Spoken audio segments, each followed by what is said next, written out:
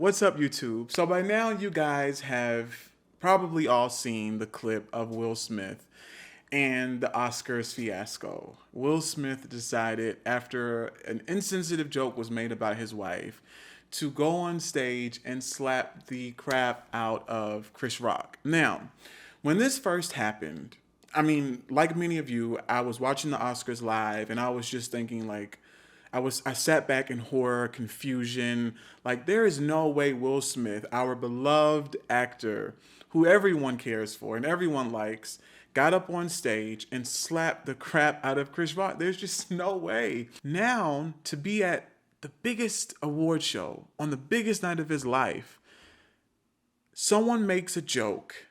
He clearly laughed at the joke, and I had to count like how long the camera was on him when he laughed. It was about 5 or 6 seconds.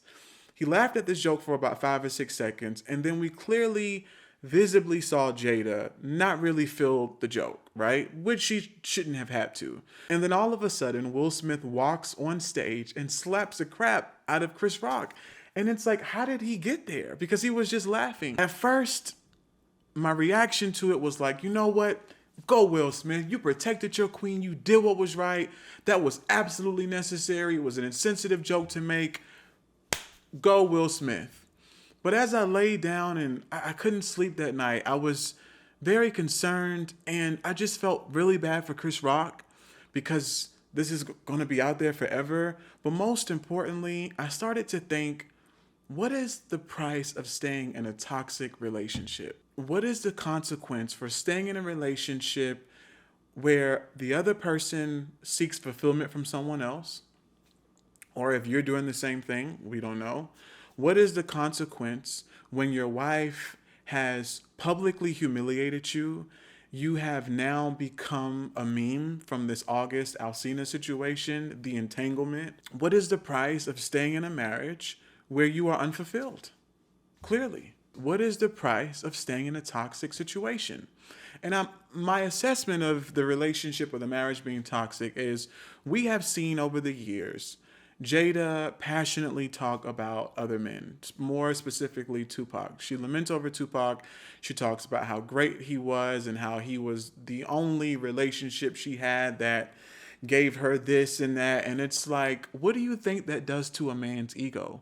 What do you think it does to a person's ego, man or woman, when you have been publicly shamed and embarrassed because your wife, who paraded this younger guy around for at least 4 or 5 years, I believe, as this family friend, and now it has become public information that this was an entanglement that went south.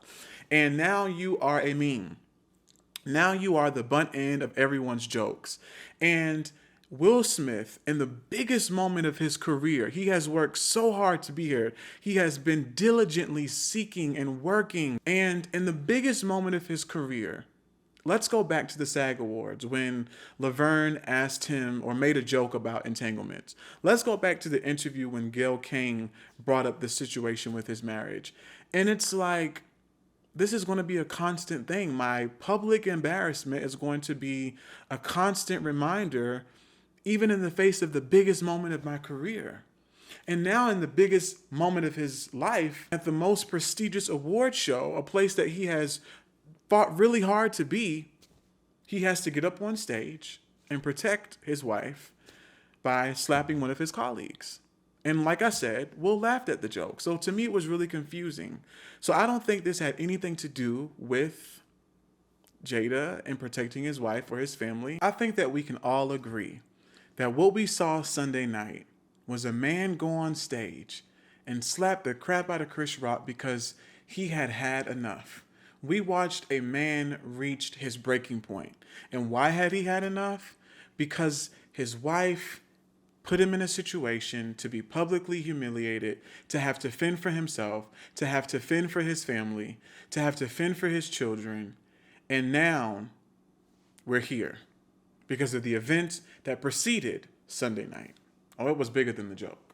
It was bigger than the joke. That is the price of staying in a toxic relationship. And when I told this to a colleague, their position was, Relationships take work. Relationships are hard work. You're going to have trials. You're going to have tribulations. And this is just what it is. And my response to that is no. Relationships take work. Marriages take work. But they should never permit abuse. And to me, it is abusive when you have put me in a situation where I have been publicly humiliated. It is abusive when you have put me in a situation for me to now be a meme, to be everyone's joke. I want people to stop normalizing toxic behaviors in relationships and calling it work. Love is messy. Love is work. Love takes commitment and time. But love is not permitting me to deal with your toxic traits, your toxic behaviors, embarrassing me, disrespecting me, or causing me to be disrespected by the public. No, I should not have to consistently have to put up with your nonsense.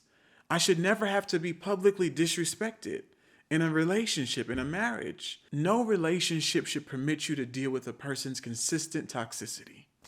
And to my last point, a relationship cannot thrive with a person who consistently demonstrates toxic behaviors. It is either bound to end or cost you your sanity or the biggest night of your life.